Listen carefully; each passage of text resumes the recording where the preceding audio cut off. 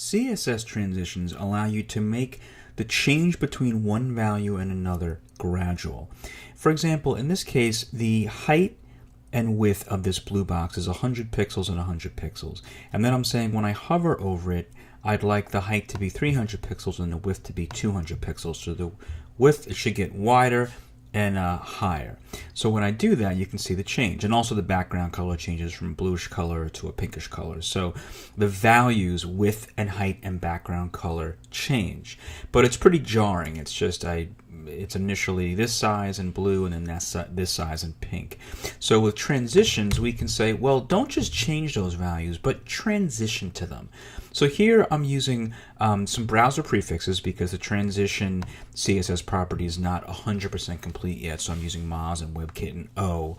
But in each case, I'm saying any property that can be transitioned, I want it to take 2 seconds. So don't just go from a width of 100 pixels to a width of 200 pixels, or a height of 300 pixels to a height of 100 pixels, or 300 pixels, or don't just change the color from blue to pink. Change those things gradually. So now when I mouse over, you can see that these property changes happen gradually. And then when I mouse out, they happen again because I'm no longer in the hover state. So those properties are returning to their original values.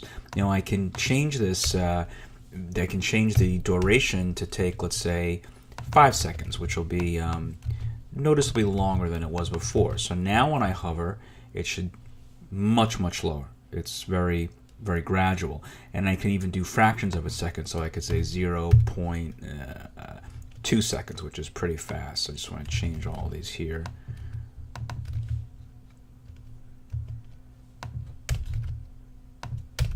And so now when I hover over, it happens pretty fast, but still it's gradual. It happens in a smooth way.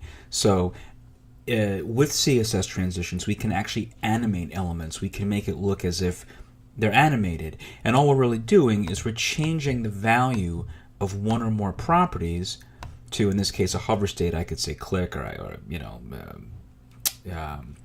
some other pseudo element, or when I add a class or something. But the main thing here is that we want to use the transition property to determine how that change happens. Now, there's a lot more to the transition property.